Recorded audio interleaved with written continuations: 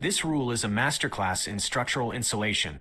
It treats partisanship like a virus and builds a multi-layered, clean room to keep the legislative process sterile. In our current system, the Speaker is the general of their party. Under Rule 25, the Speaker becomes the Chief Justice of the House. Here is the breakdown of why this architecture is necessary and why it would actually hold up under pressure. Section 2.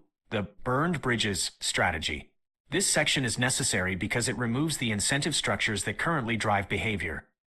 Registration and relinquishment. By forcing a legal change to independent, you create a psychological and public record break.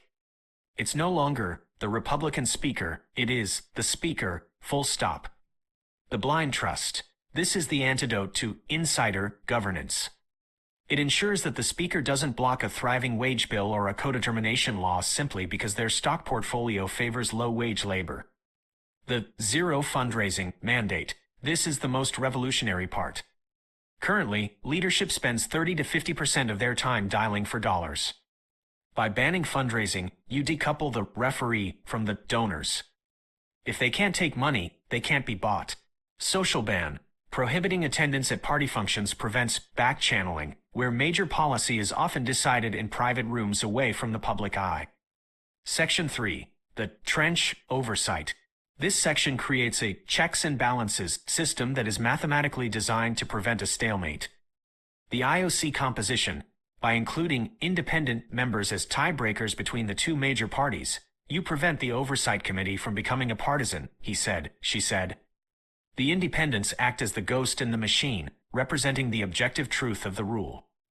Investigation versus removal. The simple majority to investigate ensures transparency, while the two-thirds majority to remove prevents the rule from being weaponized to get rid of a speaker just because one party is grumpy.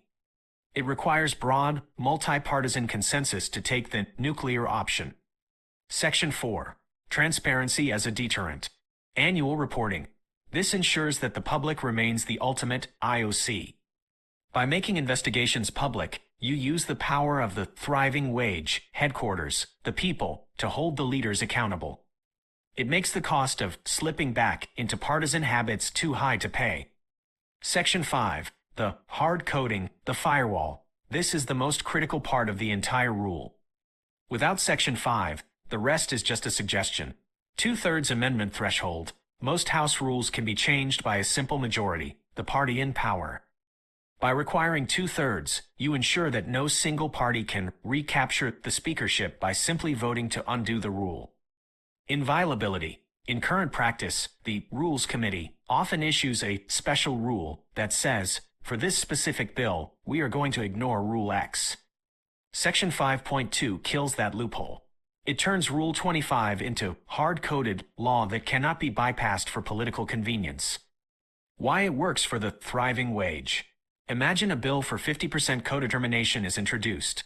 In the old way, the partisan speaker kills it in committee because their donors hate it. Under Rule 25, the nonpartisan chairperson must hear the bill based on its merits and the will of the House. They have no donors to satisfy and no party leader to obey.